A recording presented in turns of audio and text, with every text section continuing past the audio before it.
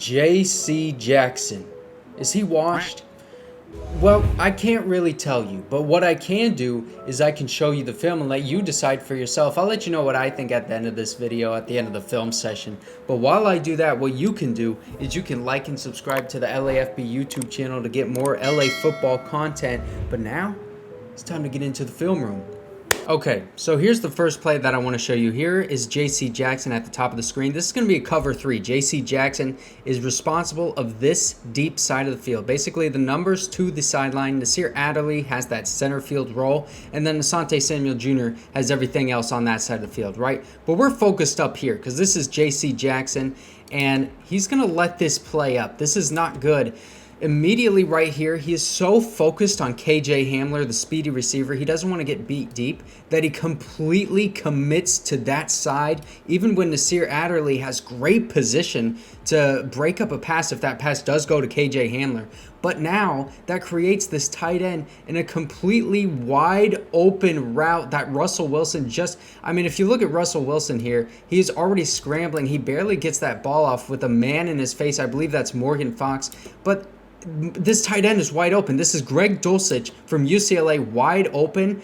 And then what I really don't like, because it's a missed assignment, okay, we get it. Everyone is going to miss an assignment at some point. Even your best players like J.C. Jackson is supposed to be for the Chargers.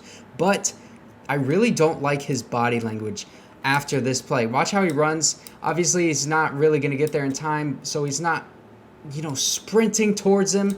But then after this play, he just kind of, looks around like, I don't like the body language. Here's another blown assignment by J.C. Jackson. And he really only had those 2 in this game.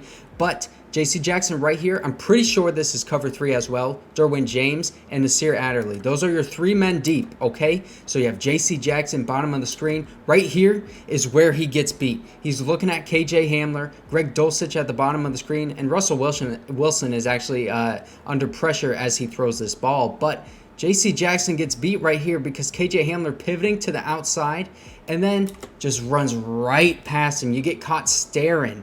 And J.C. Jackson hasn't been the best in zone coverage this year. He's much better in man from what I've seen. But you cannot let this man run right past you like this, especially when Derwin James is roaming over the middle of the field. You have that help on the inside. You need to be on the outside, forcing the receiver to go to the inside. You need to be physical, and J.C. Jackson is a physical corner, but he just lets KJ Hamler run right by him on the outside, and that is a catch, which is unbelievable because look at Russell Wilson as he gets this ball off. He has a man smacking him in the face. I believe that's Sebastian Joseph-Day, but this should have been a touchdown. Look at this. He is more than 5 yards behind him once that ball is off, and that really should have been a touchdown.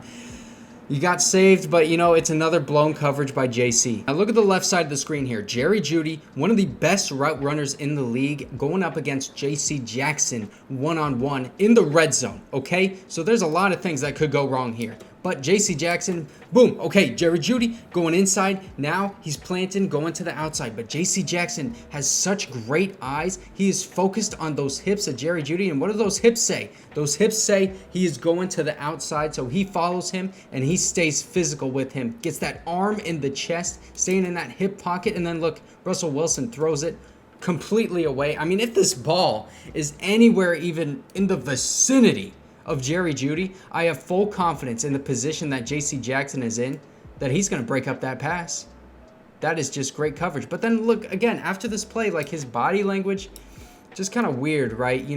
Like a little bit of fidgeting, kind of takes his mouth guard out right away. It's a bit weird. So I don't like when J.C. Jackson is in zone. He is so much better in man coverage, it seems.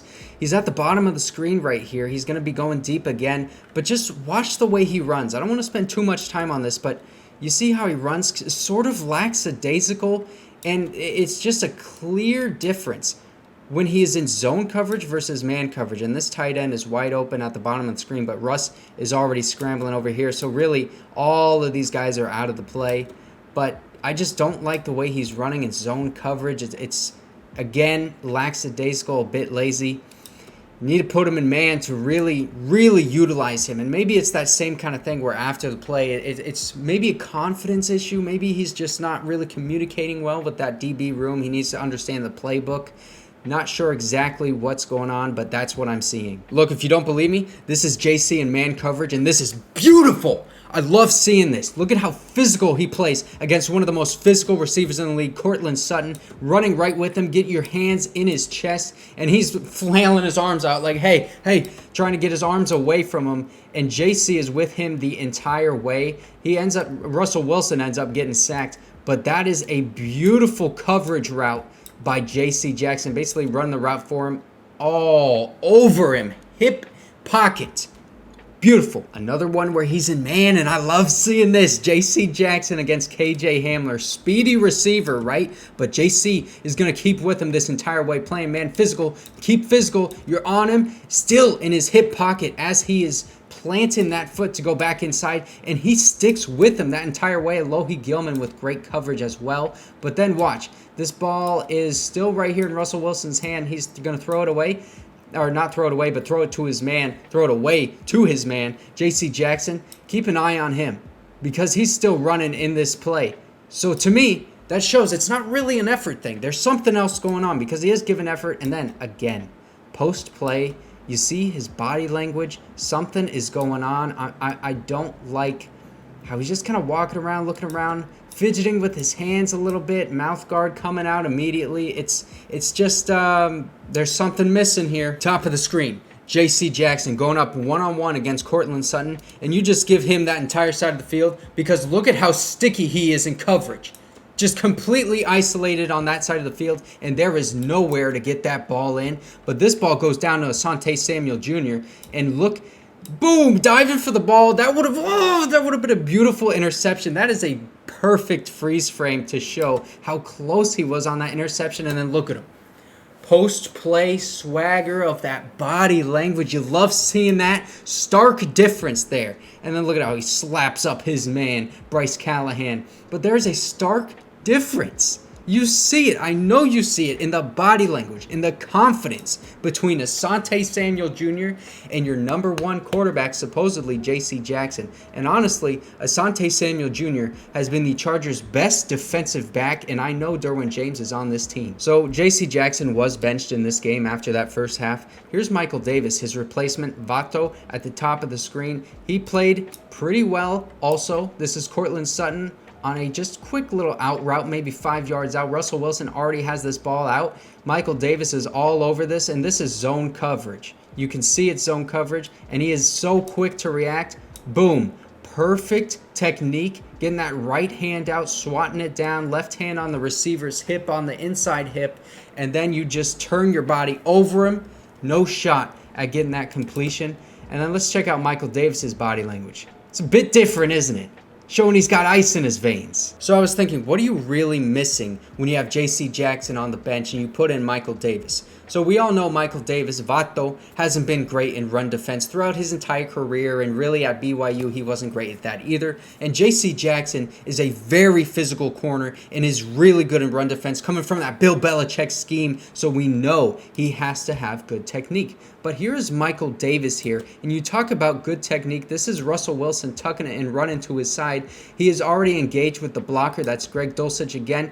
Boom. You get to that outside, giving up a few yards, but the most important thing is that you do not let Russell Wilson go from these numbers to this sideline, because then he's going to end up getting more yards. You force him inside so that your safety, Derwin James, can, boom, get that big hit on him. Doesn't end up doing it because he's a smart player, and Russ is like, oh my gosh, because he knows Derwin James is coming. So that's the film. Am I comfortable saying J.C. Jackson is washed?